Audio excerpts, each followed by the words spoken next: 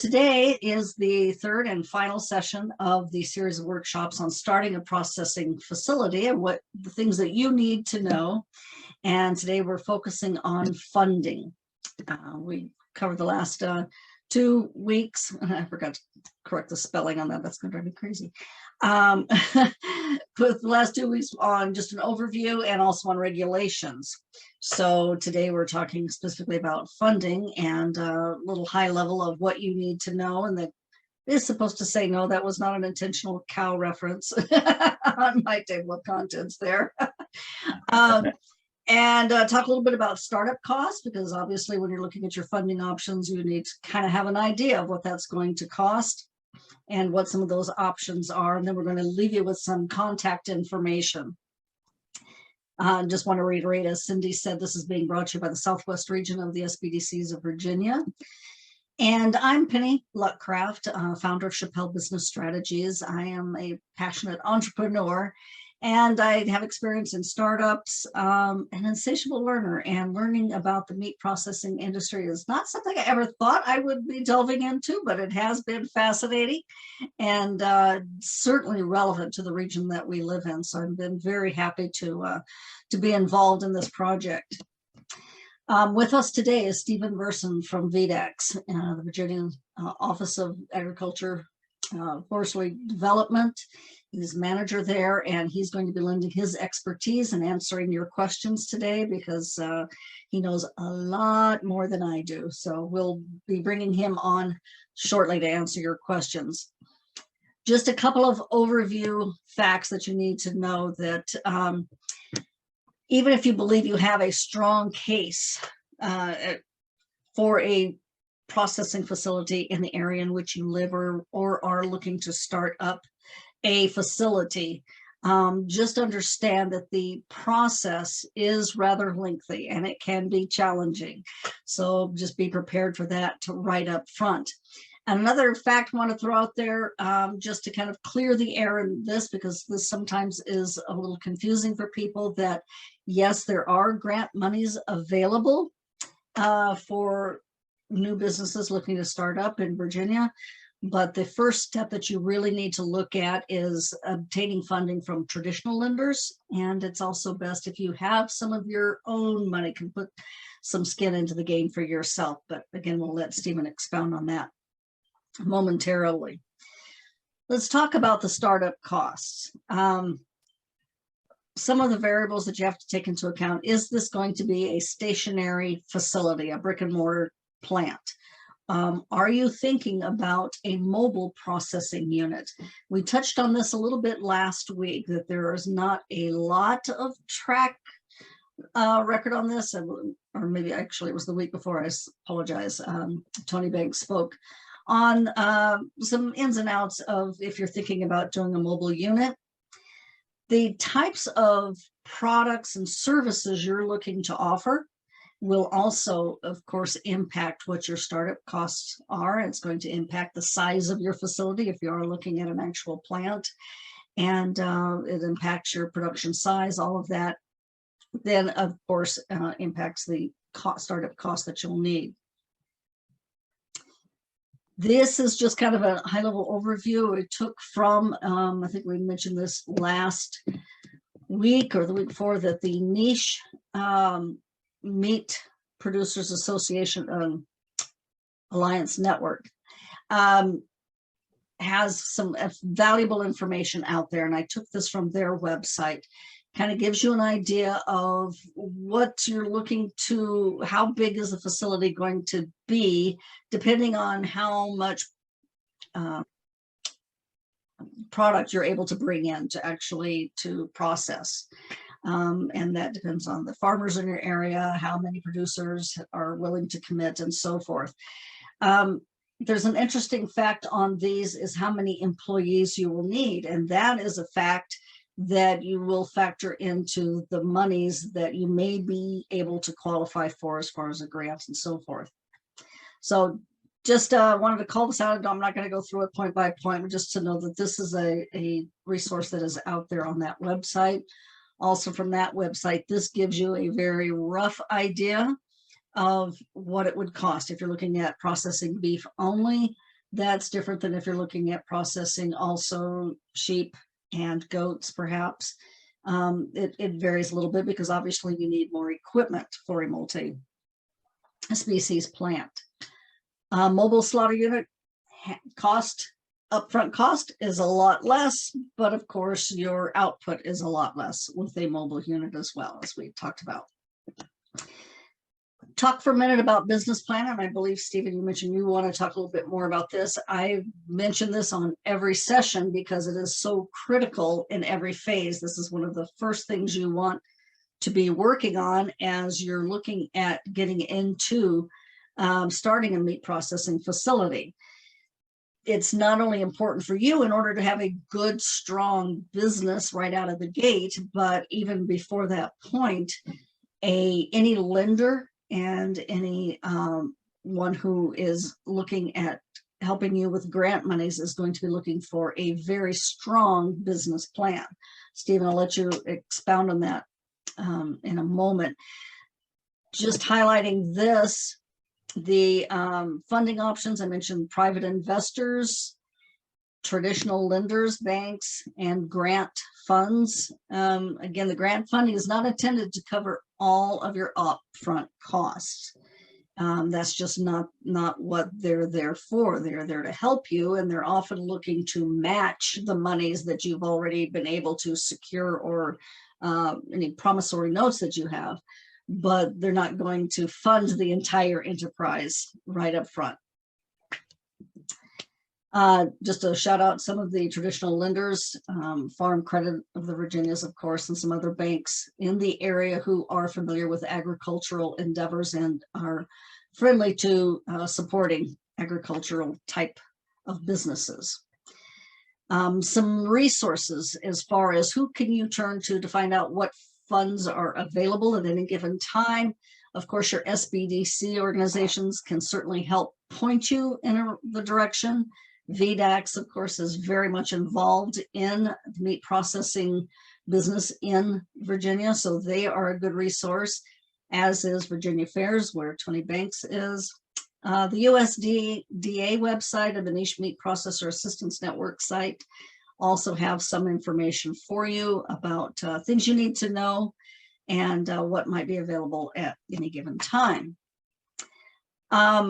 This is talking about APHID. This is one that's kind of been on the lips of people recently, the Agriculture and Forestry Industries Development Fund. Put a few key bullet points up here, but Stephen, I'm going to let you talk to this because you're the expert. So I'm going to turn it over to you to talk about this slide, if you don't mind. Oh, great. Hey, everybody, Stephen Verson with VDAX. I appreciate the opportunity to be here. Yeah, I'll be talking in greater detail about the program in my presentation. This is something that we created. It turns 10 years old this month. Back in July 1 is when the program was started. And it is here to provide a tool for local governments to support new and expanding ag businesses, which includes these meat processors. It falls in the world of sort of traditional economic development grants, and I can go into greater detail about how it can work. But I will say that it can be a great tool. No other state really has a program like the APHID program, like that Virginia does, and it is one of a variety of resources that can help bring your business to fruition. Great. So I just wanted to clarify when I was reading this over that if I'm an individual looking to start a meat processing facility, I don't go and apply for it. Is that correct? I'm actually working with a municipality, sure. Or okay, that they will actually be the ones who are granting it. Work through your local government. Got it. Thank you for clarifying that. As far as federal funding, I did pull a few key points from the USDA website that anyone would be required to register the system for award management. And if you're wanting to get your enterprise off the ground really fast, you might want to get this done, as it takes a few weeks to get that process going. Do you have any other comments on the bullets on here as far as federal funds, Stephen? Each program is its own sort of animal, and they are something that needs to be, again, like the APHA program, it's one part of what it would take to make a program go. It's this federal funding. It can be difficult, it can be slow, but the money in there is really substantial compared to other resources. So it's absolutely worth pursuing. But in my experience, to be successful in pursuing federal funds, you really need a good partner that has experience in doing this. And in Virginia, that partner is often Virginia Fairs, who I think we heard from in a previous session, and whom Tony Banks from Virginia Fairs is on the call with us today. It is the rules that the feds have put in place to make sure funds have been spent correctly over the years, all well intentioned. The sum total impact of all these rules, it makes it very difficult to spend without some expert assistance. But fortunately, we have that assistance here in Virginia. Great. Good. Don't go it alone, I guess is the one thing I have to say about that. Right. Unlike some businesses where you can kind of figure it out on your own, this is what I found just from my research, that this business in particular is just far too complex to try to wade through all of the information and needs on your own. Yeah. And maybe, I mean, this is at some point we want to hear from Tony Banks. He's really who I look to provide guidance on accessing federal funds. So he might be able to comment at some point. Great. Feel free to come if you have something to say, Tony. Feel free to do that. And this is the Meat and Poultry Intermediary Lending Program. And I don't know if either of you are familiar with this, and just curious how that easily accessible this money is. If you want to wait and comment on that when you bring up your slide, Stephen, or Tony, if you have any comment. I mean, this might be something appropriate to talk off right at the top, Tony. I don't want to put you on the spot, but everyone has been fully aware of the sort of crisis that's happening in meat processing, and that we need more capacity. And the federal government has responded, and they've put significant dollars towards this program. And there's been a lot of interest, and as the programs have come out, have been at varying degrees of effectiveness, and particularly how they could be used here in Virginia. And I think everyone who's on this call has probably heard about these programs and initiatives, but wanted to know what they really mean for them and their business. Mm-hmm. And Tony, can we put you on the spot to have you talk generally about federal funds for these types of businesses, and any thoughts you have on some of these specific programs that are being shared here?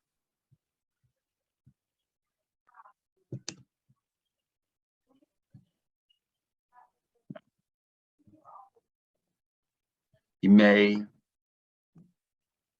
well, anyway, when Tony's back, here you go, Tony, go ahead.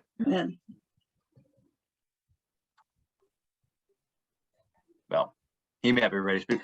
We can talk a bit more about it later. Did I mess you up, Tony? I was trying to help you unmute, and I may have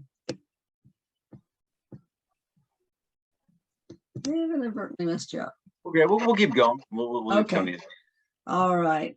Let me, that was really the last slide, I guess. So what I'm going to do, Stephen, is I'm going to turn you over as host, and you can start sharing your slides. Yep. Hold on. Okay. Good afternoon, or whenever it is you're watching this webinar. It's nice to meet you. I'm Stephen Verson with the Virginia Department of Agriculture and Consumer Services. My role there is I am manager of the Office of Agriculture and Forestry Development at VDAX. The way I describe it to people is that we are essentially the economic development arm for the Department of Agriculture. Some of the strengths, sort of why you would involve our office is, let me apologize in advance. I've got a mishmash of slides I put together for this presentation. So some have backgrounds, some are this lovely sort of generic black and white that we have. But it's the content's all good, I hope. So just the first word about VDAX. We're a big agency. We do lots of different things. We're primarily a regulatory agency. We do food safety, weights and measures. When you go get a gallon of gas, you're the ones that make sure you actually got a gallon. We make sure the label on your dog food's correct. We also manage the Office of Meat and Poultry Inspection. So anybody getting into the meat processing business is going to work very closely with my colleagues in the meat and poultry inspection side to get your HACCP plan, to get your facility approved for processing. The division of the agency that I'm in, the Division of Marketing and Development, does a lot of things that people more closely associate with the Department of Agriculture, things like the Virginia Grown, Virginia's Finest Program, international marketing, domestic marketing. But Ag and Forest Development, the way I describe it is that there is a whole world of people, programs, and assistance out there. Things that local, state, regional, federal level, nonprofit groups, industry groups, and that all of those groups are interested in helping some aspect of ag-related businesses. It's our job to be familiar with that world of resources and help make it work for entrepreneurs as well as it can. One of our most important allies in the work we do is the Small Business Development Center network. We are always sending each other clients and referrals. The work they do is so important to getting businesses started and having businesses be successful. So anytime they ask us to participate in anything, we're always happy to do it because they are really important partners to us. Now, some of the reasons they bring us into these businesses, because there's a lot of other folks in the state doing economic development, but we are the ag and forest specialist. And, that's all we do. And, doing this for a number of years, you gain knowledge and connections, and it helps you more effectively serve the clients that you do. The relationships we have within the agency, because I'm in the same agency as the meat and poultry inspectors, it's very easy for me to help connect entrepreneurs who are interested in starting a meat processing plant with these folks. I mean, I work, Joanne's on the next floor down from me. I'm right down the hall from our food safety folks. We have a personal relationship, and that helps us make the regulatory side of our agency work better for the business clients we're working with. And then also being part of the world of agriculture, we work with a lot of other really relevant organizations like the Virginia Farm Bureau Federation, Virginia Fairs. We have connections with USDA, Virginia Tech. We interact with them on a regular basis on a number of different reasons. And all that helps build the relationship and helps us better connect them to the people we're serving. Because at the end of the day, a lot of the work in economic development and business development is about relationships.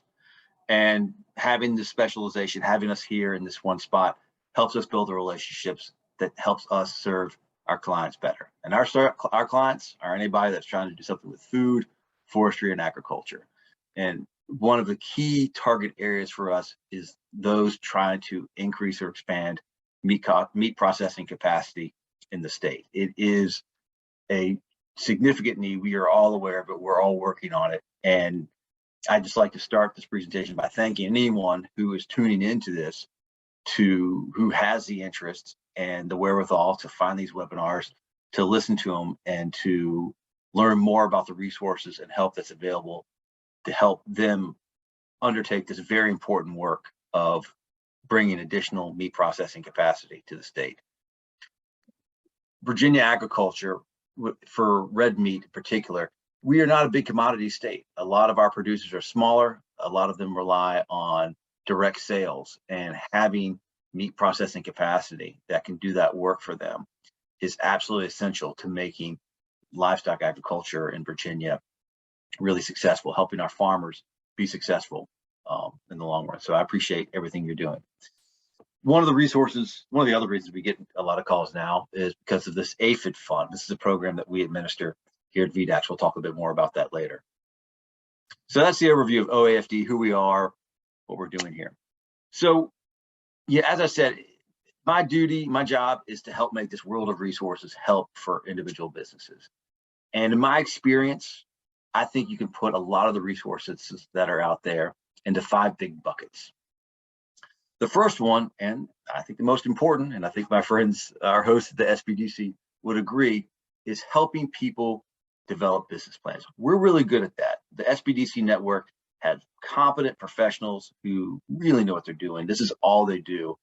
And there's nobody better than them to work with entrepreneurs who have an idea, who know what they want to do, to help them put those ideas and their knowledge down into a plan, into a format that helps both the entrepreneur think through what they're trying to accomplish but also gives them a document that the rest of the business world with whom they're going to interact with is going to need.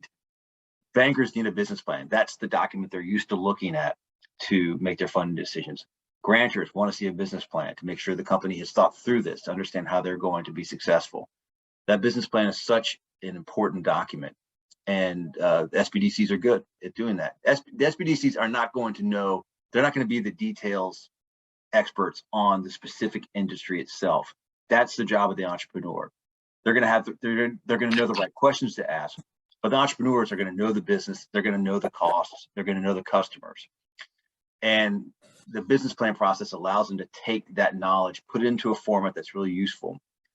And then the financing side of it. What I found is a lot of entrepreneurs know the business, know what they want to do, but they have not had the same level of experience in understanding the financing of it, how the money's going to flow. They know they need, it's going to cost this much, and then they're going to make it and sell it for this to this person for this much money. But managing the flow of that money over time is something where a lot of people need help. And that is where SBDCs really are experts in helping you put your numbers down and figuring out that cash flow, figuring out how much you can afford to pay in interest to make this work, how much you need in equity to make this work. And so it's almost like this is maybe a Gen X reference, but yeah, I think about, you know, the Wonder Twin powers activating. The entrepreneur knows what they need to do, knows the business, knows the customer, knows what's going to cost. The SBDCs know how to take that knowledge, put it into a format that's going to be useful, and they understand the financing and cash flow side. And together, they can be really successful and really effective in getting those things done. So again, the first bucket, maybe the most important, is helping to come up with a plan. Because the other thing I've seen is, let me tell you, it is a whole lot better to waste a month of your life developing a business plan and finding out that, yeah, this is a bad idea, it's not going to work out, than spending 12 months of your life and all your money and all your family's money to find out the same thing. So being able to sort of game plan your business through a model is absolutely essential. It's safe, it's a smart thing to do. So the second big category of, quote, government assistance for-profit business is on sort of technical assistance, depending on what you're trying to do. So everybody knows cooperative extension. You know, if you're trying to figure out a way to raise cattle more effectively, what's the right feed, what's the right medicine, you know, what the right treatments, they can help with that. If you're making something in between, it's depending on what specific area your business is operating, there's good government assistance to help you do it better. Workforce. This has been the issue the past 3, 4, 5 years, is how can you find people, and once you find them, how can you train them? There's a lot of good resources available through your local workforce investment boards. There are programs at the state that can help reimburse individuals who are looking to increase their skills, that can help businesses pay for training their employees. There's resources with the community colleges to help apply those skills. There's a whole world of it. I mean, when you think about government assistance for businesses, you need to think about, what does the government want? And we want everybody to be employed and paying taxes. And how can we do that best? We can invest in the skills and invest in the people so they can be successful, make a lot of money, and pay a lot of taxes for the state. So if you need, and some of the new funding that's come out to the federal government for meat processing has to do with skills development. So there is good help with that. The marketing program. So I work in the division of marketing and development at VDAX, and we do a lot of programs. We have the Virginia Grown, Virginia's Finest program, ways to help connect customers and producers. We have a whole team of domestic marketing developers. Their whole job is to have relationships with institutional buyers, larger buyers, grocery stores, to help connect them with the farmers, the producers that can serve them. So depending on what you're trying to sell, who you're trying to sell to, there is good assistance from the state in making those market connections. And then lastly, what we're here today to talk about is help with financing. And generally speaking, there is good help at the margins. The state, the banks, no one is going to put you into business. No one's going to provide your seed capital for what you're doing. But if you've got a business plan that says, hey, I need $1 million to get started, and I've got $500,000, 300, $400,000 of family money, private equity that I'm bringing to this. I've got a bank who's going to give me $350,000 to get there because that's what the assets I can provide. You're trying to close that $150,000 gap. That is really a sweet spot for where the state can step in, either through grants, which is a smaller portion of it, or through financing resources, which is where the bulk of financial assistance for businesses is. So that's the big picture. I've been doing a number of these presentations over the years, and I've been on the other side of these things. I know just listening to these talking heads can get a little dry. So I would encourage any of you that has a question, that has a comment, to go ahead and put that in the chat box.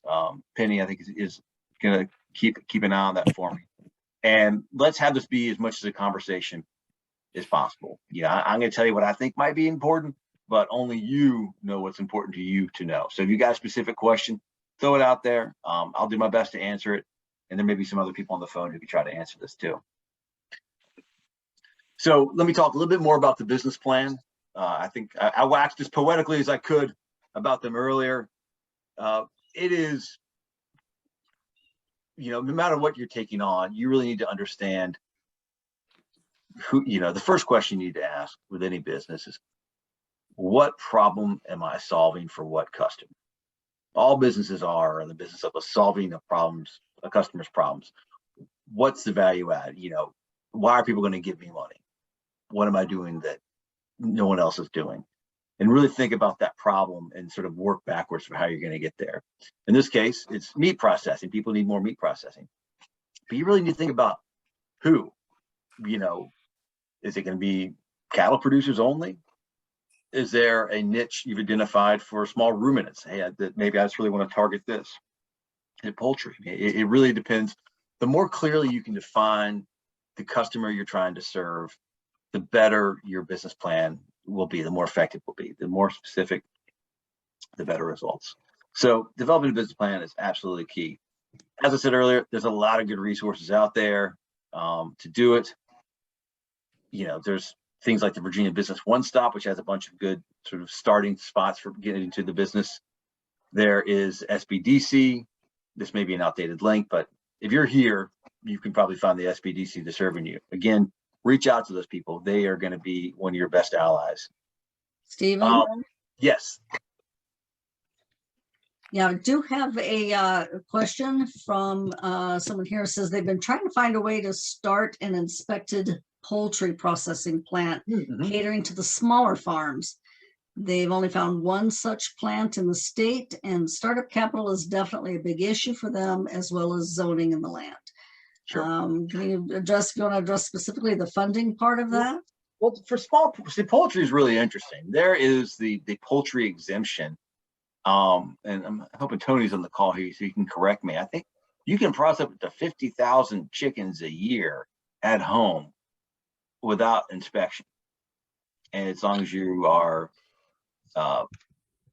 they're just a significantly lower threshold for inspection requirements on poultry than there is for red meat. But and if you're not, I think what her question is, she's not the farmer. Yeah. She's looking to, she's got the birds and looking for somebody to process them, right? No, she's not the farmer. If I understand you right, Sharon, you're not the farmer, but you're looking to be the processor and to sell for other people, unless I'm misunderstanding your question. We have an exemption to produce and process our own chickens up to 20,000 is what we're approved for. However, we cannot process on our farm for other people to then sell. It needs to be inspected.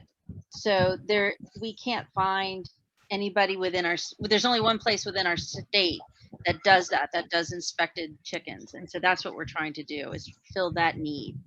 Okay. There's a lot of farms that can't process on their own or don't want to process on their own, but they can't find anybody to take them to process for them and have them be inspected so that they can resell them. Gotcha. And that's what y'all would like to establish on your farm, is your own poultry operation. And have you, and so I guess there's sort of two sets of challenges there from a permitting side. There's sort of the local side. I don't know. There's a lot of things that, a lot of the rules allow farmers to do things for themselves, but as soon as you start bringing in another product, it gets a lot more complicated. The, so the first question is from a local zoning permitting authority, what's possible there? And and then there's sort of what's possible from the state side. In terms of I'm not going to have the answer, but the way we could work with you, and then this is an example for everyone else on the call, is that I would encourage you to reach out to me and my colleagues at VDAX. We could reach out to the local economic development person in your county, sort of talk about the issue, find the right person from the county to talk with us about what would be required in terms of permitting to bring in the additional product, what's involved in that, and then start thinking about, okay, how can we get that approved and what that is done. One of the ways that it benefits from working through a state ally like us in economic development is that it's not just you going to the regulatory guy saying, can I do this? And them saying no. If you work with a state ally like ourselves, we can reach out to our partners in the locality, typically in economic development, people who are interested in seeing businesses be successful, and then approach the regulatory person saying, hey, the state and your partners at the county want to figure out a way to make this happen. How can we work together to determine if this is possible? And I've found that you will sometimes get a better and more positive response if you approach a regulator from that perspective versus sort of an individual asking, can I do this or not? So that's how we can work together on, to answer that first question around local permitting. I'm as I said, the meat and poultry folks are a different part of the agency. I do not know, if you probably know better than I, the exemption that the home exemption would allow you to process other people's birds. That's possible, or is it just your own? That exemption is you processing your own animals for you to sell.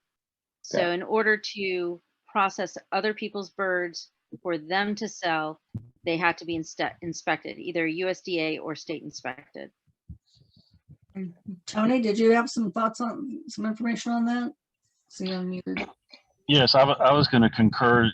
She will need to follow the same steps and procedures that a red meat plant would have to follow to process, meat for their clients to sell to other people, or if she's or to purchase other animals and then process it and then sell the meat on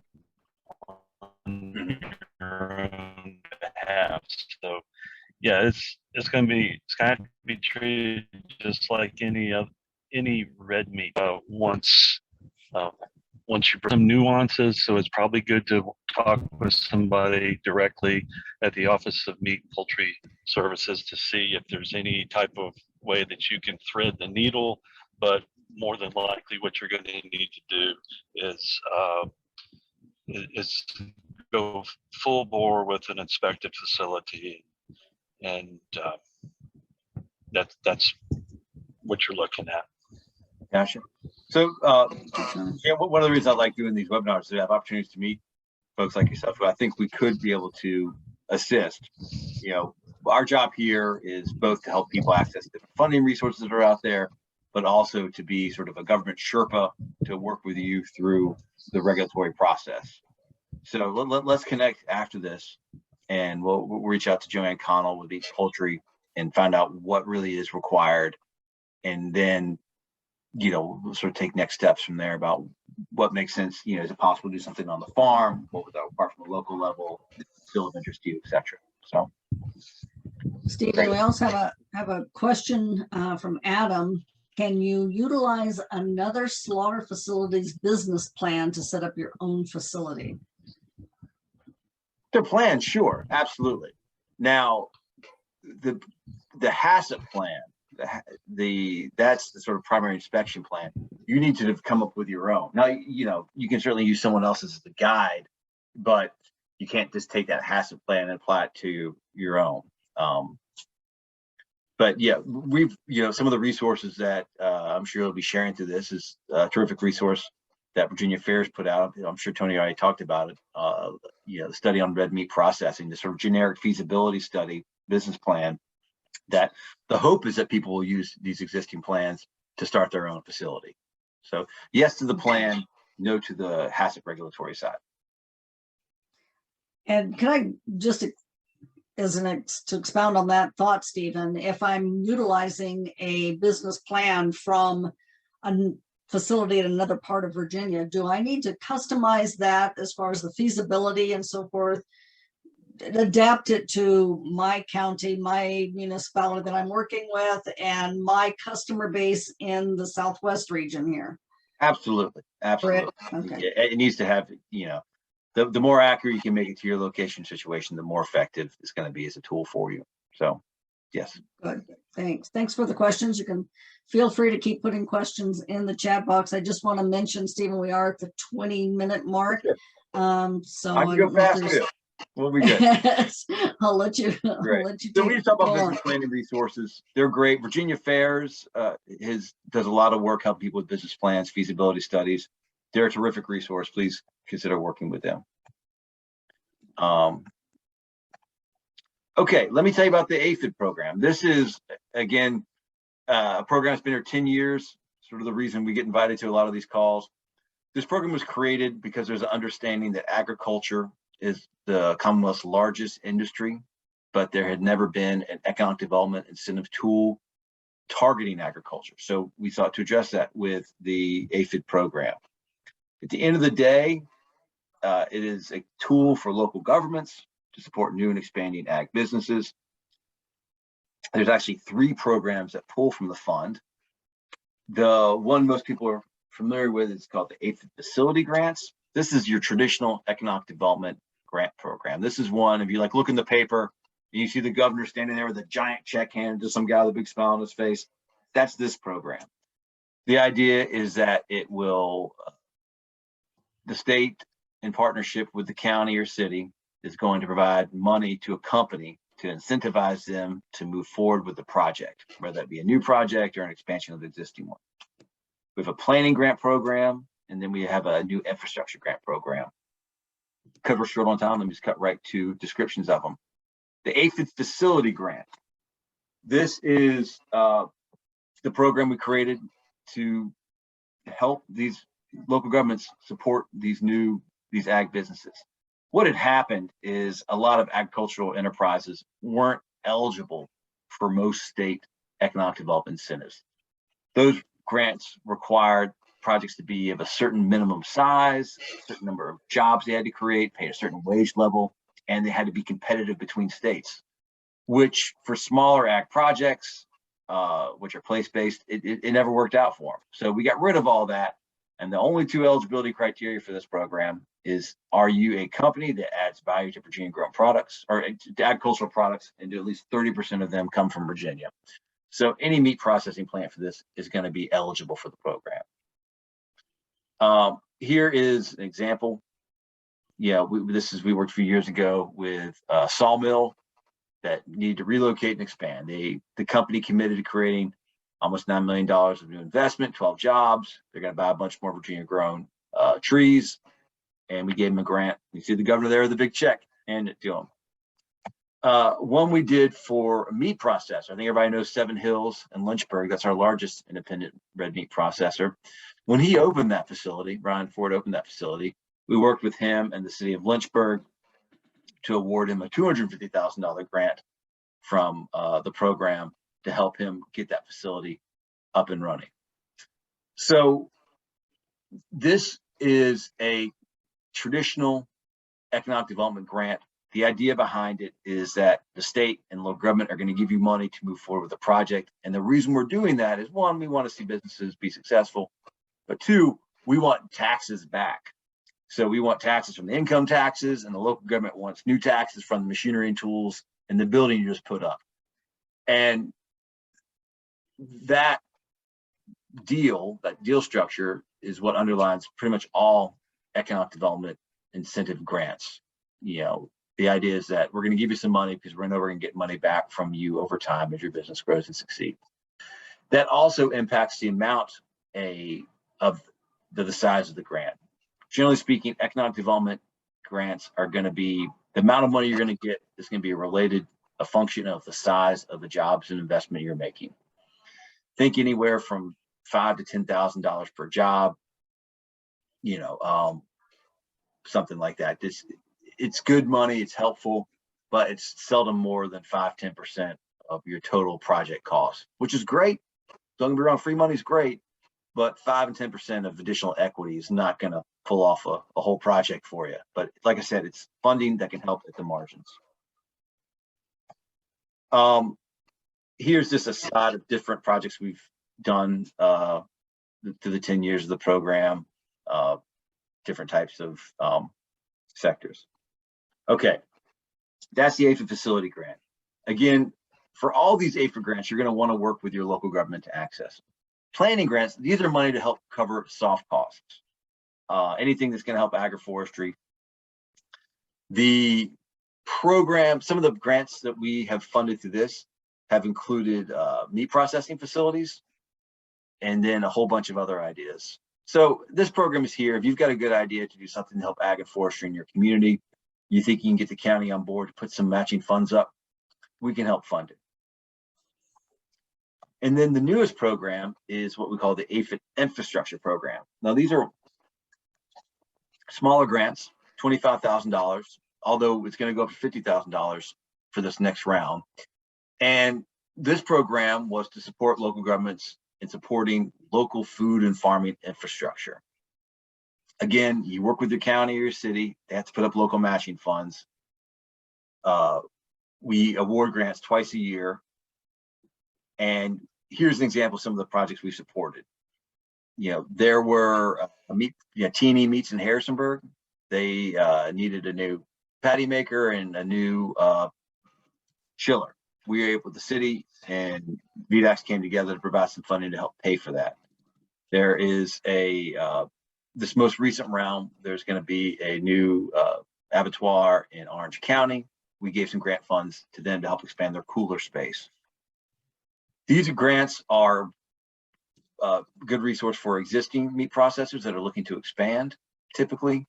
But if there was a new business and they had support of the county, this is also a good avenue to support them as well.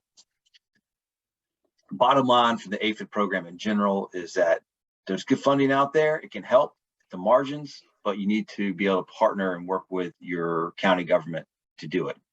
A good first step is to reach out to them or reach out to me and we can reach out to them together. All right. I have some general advice on grants because everyone hears about them and, you know, but it's never as easy as you think. And my first piece of advice when it comes to grants is get yourself a bureaucratic buddy. Find somebody like me or Tony Banks or somebody at the SBDC, somebody who lives in this world, who understands the grant programs, what they can do, what they can't do, and have that person help you through it. Because I'm sure everybody on this call has spent hours scrolling through the internet, looking up grants, and you see something, it looks okay, it looks like it could apply, but you don't know if it's really a good fit for you. How competitive is it? How much money can I really get? What are the requirements? Who are they looking for? All this stuff. And it's never there. Information is never all that good online. People giving away grants are typically public entities. I'm one, and I can speak for my website and probably most everybody else in the government's website. It's not that good. It's not that good. And you're best off calling somebody like me, whose job is to help you understand what's out there. Like the reason we're buddies is my job is to help deploy these grant dollars to be as effective as possible. I want my boss to see all the good stuff I'm getting done with these grants. So I need you to have a great project, a great company, a business idea that I can help. So, you know, our interests are aligned. And so reach out to the folks in the government, get them on the phone. They're going to help you through this. Other big piece on grants, don't look for a grant and then build a project around it, build a business around it. That's a terrible idea. You come up with the plan you know it's going to work, that's going to meet a need, that's going to make you money, that's going to be successful. Find out exactly what that is, and then start looking for grants. Because if you start chasing grants, it's going to end poorly for you. Search before you spend. A lot of grants, particularly most of these AFID grants, are incentives grants. The idea is that, you know, we want to see results for our dollars. And that means that we're going to give you money and then you're going to go do something. If you go do something and then come back and ask money for it to do it, we're like, well, you already did it. Why do you need our money? So before you go out and spend a bunch of money, reach out to your bureaucratic buddy, try to find a grant that's going to fit for what you want to do. The call, don't click, as I was saying earlier, just pick up the phone, talk to one of us. You can get a much better answer much more quickly than you will, you know, going around on the internet. Learn from your peers. You know, you're not the first and you're not the last to be looking for help with your meat processing business. Talk to people that are already in it. Find out what worked for them. Find out what was a waste of time. Find out, hey, was this loan guarantee program really worth it? How was the SBA? Was that less paperwork than working with the USDA?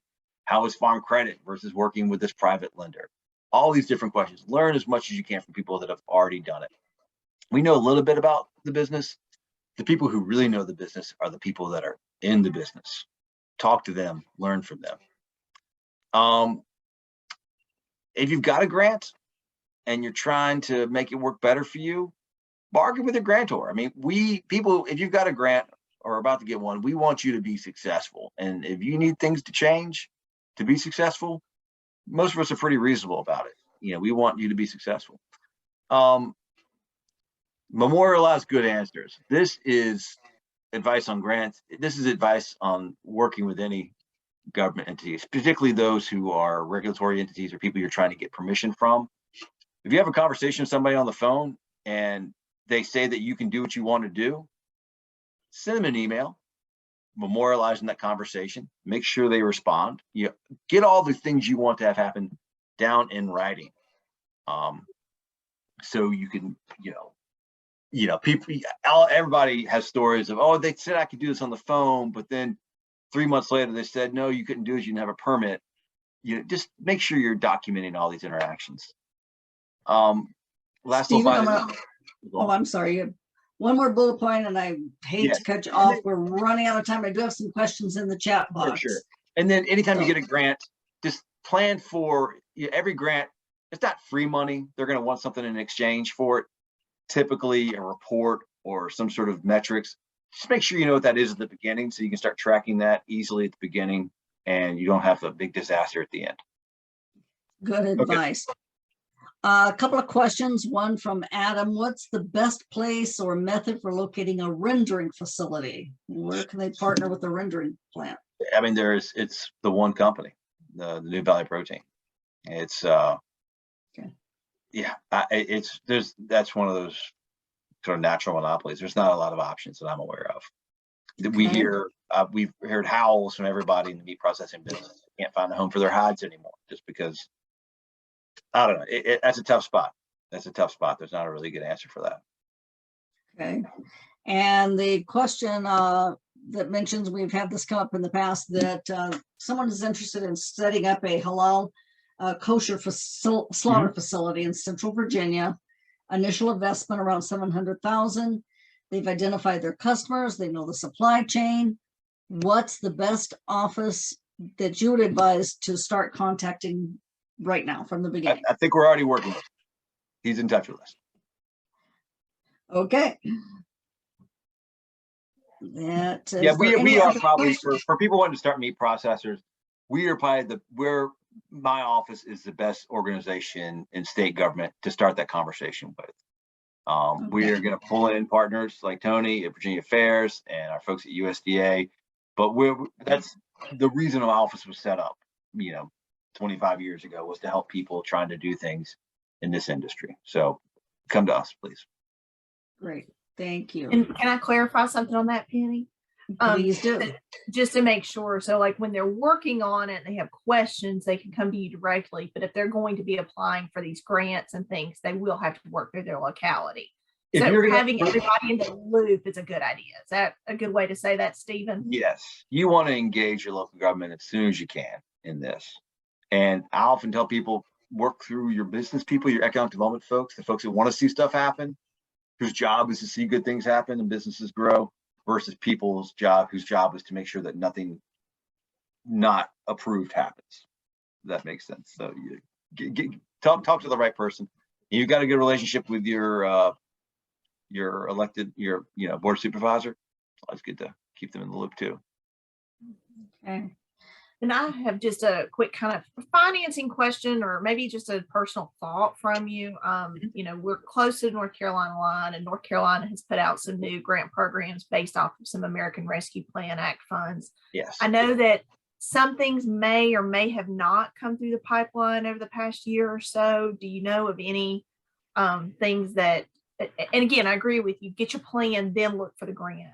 However, do you know if there's anything that there was we should talk? have people Let me tell you, I can't tell you how many people have told me and sent me the other great things that states are doing. And yeah, they are great. And yeah, I wish we were doing them here in Virginia, but we aren't. That money's gone.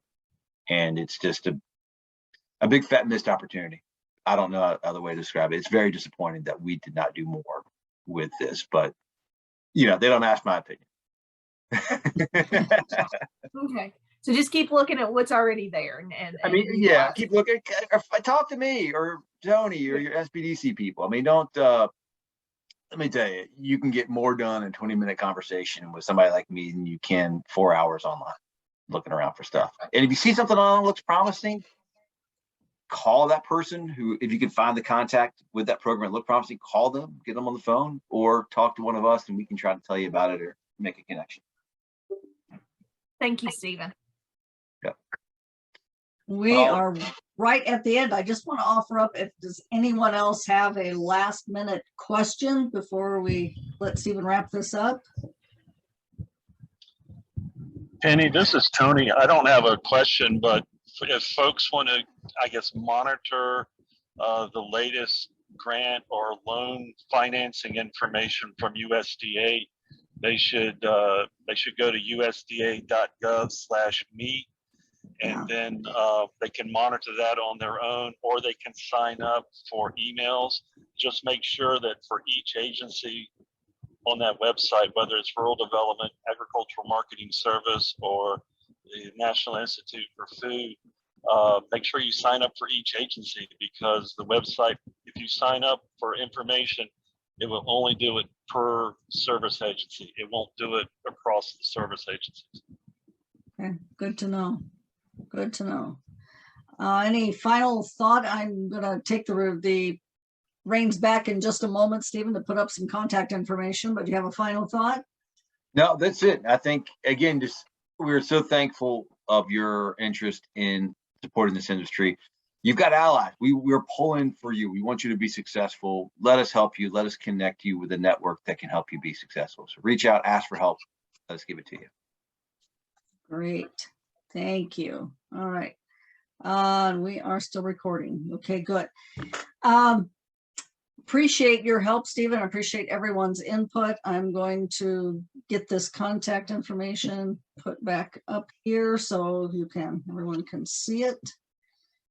Stephen's information is on there, as well as Cindy's and Mandy's. In the email that Cindy is sending out and Mandy's sending out with the recordings and these presentations, there's also a guide that has all the links in it that we've covered, as well as the contact information for Stephen and for Tony Banks and for Peyton Lee, who was on here last week. And of course, check, as Mandy mentioned earlier, or Cindy, check with your local SBDC, and they can always point you in the right direction also. Really, really appreciate everyone's participation in these 3 sessions. I appreciate Cindy and Mandy and the SBDC organizations of Southwest Virginia. putting this together. I hope everyone has found this series to be very informative and helpful. And at the very least, you have some great contacts now that you can reach out to. And feel free to reach out to anyone if you have any questions following this. Were there any last minute thoughts, Cindy? I think it's been a great series, and I thank everyone for their participation. And be sure to follow up with your SBECs if you have further questions. Great, thank you. Thank you, Stephen and Tony, for joining us again. And I wish everyone the very best success in your endeavors going forward. Great. Thanks so much. All right, Have bye-bye. a great day, everybody. Bye.